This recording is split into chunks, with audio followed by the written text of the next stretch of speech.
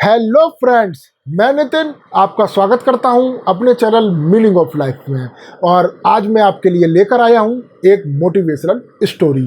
और इस स्टोरी का नाम है कि जैसी संगत वैसे विचार। तो दोस्तों, आज हम इस स्टोरी को सुनेंगे और समझेंगे। तो दोस्तों, स्टार्ट करते हैं। एक बार एक नगर में एक संत अपने कई शिष्यों के साथ आए।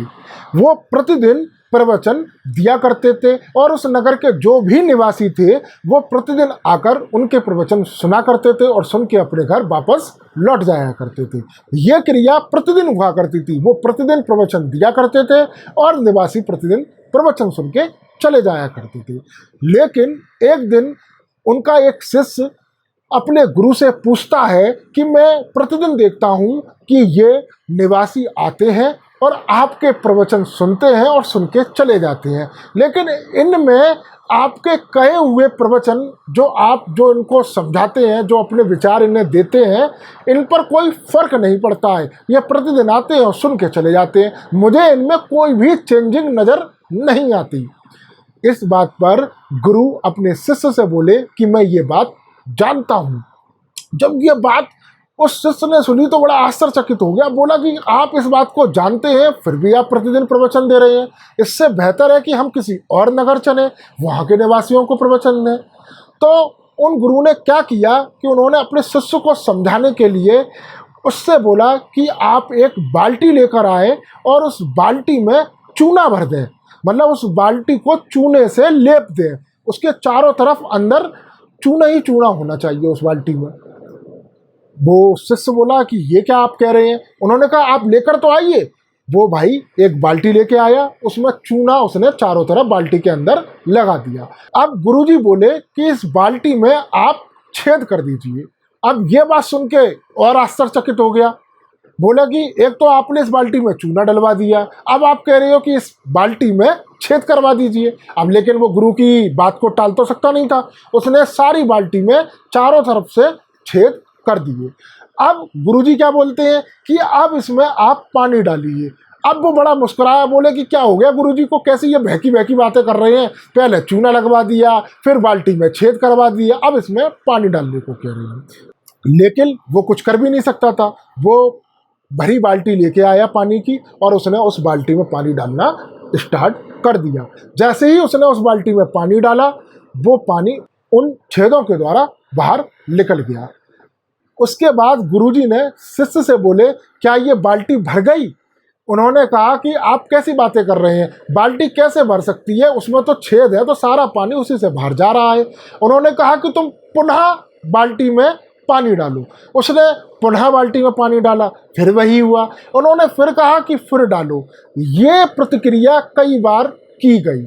उसके बाद गुरुजी ने फिर पूछा क्या इस बाल्टी में पानी भरा। तो शिष्य बोला कि इस बाल्टी में पानी नहीं भरा, वो छेदों के द्वारा निकल गया।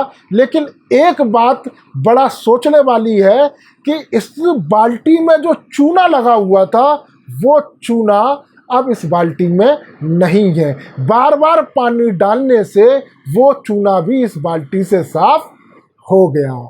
तब गुरुजी मुस्कुराते हैं और कहते हैं कि मैं ये बात जानता हूँ कि ये रोज़ाना प्रवचन सुनने आते हैं और सुन के चले जाते हैं, लेकिन मैं इनको पर डे प्रवचन देता रहूँगा। अगर ये कुछ भी नहीं सीखेंगे, कम से कम इनके मन में जो महल है वो तो साफ होगा। समझा दोस्तों?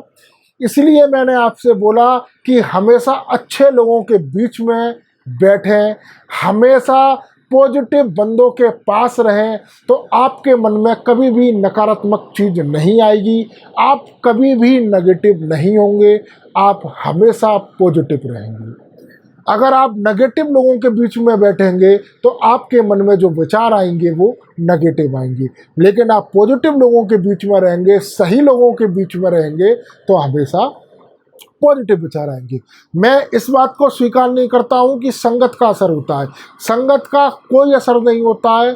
मैं अगर शराब नहीं पीता हूँ तो मुझसे कोई ज़बरदस्ती नहीं कर सकता कि शराब पीने के लिए, चाहे मैं किसी के साथ भी रह रहा हूँ, मेरा सामने वाला मित्र या मेरे सामने वाला पड़ोसी कितनी भी शराब पी रहा हो, अगर मुझे नहीं पीनी है तो वो मुझसे ज़बरदस्ती नहीं कर सकता। तो मैं ये नहीं कह रहा कि संगत का असर पड़ता है, सब कुछ अपने ऊपर निर्भर करता है। संगत आप कितनी भी बुरी ले लो या कितनी भी अच्छी ले लो, अगर आपका मन पीने का है तो आप पिएंगे और आपका मन पीने का नहीं है तो आप नहीं पिएंगे। लेकिन मैं इस चीज़ को भी डिनाई नहीं कर सकता, मैं इस चीज़ से भी दूर नहीं भाग सकता। लेकिन हम जैसे ही सोबत में रहते हैं, जैसी संगत में रहते हैं, जैसे लोगों के बीच में रहते हैं, तो कुछ ना कुछ प्रभाव हम पर जरूर पड़ता है। इसलिए मैं आपसे कह रहा हूँ, हमेशा अच्छे लोगों के बीच में रहें। अगर नेगेटिव लोगों के बीच में रहोगे तो कहीं ना कहीं नकारात्मक सोच आपके मन में आएगी, और अगर आप अच्छे लोगों के बीच में रहेंगे तो आप हमेशा पॉजिटिव सोचने की कोशिश करेंगे, आपके मन में नकारात्मक सोच नहीं आएगी।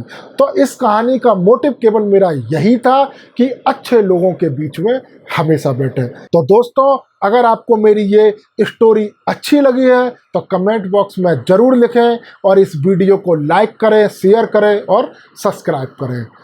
जय चिल्ड्रन।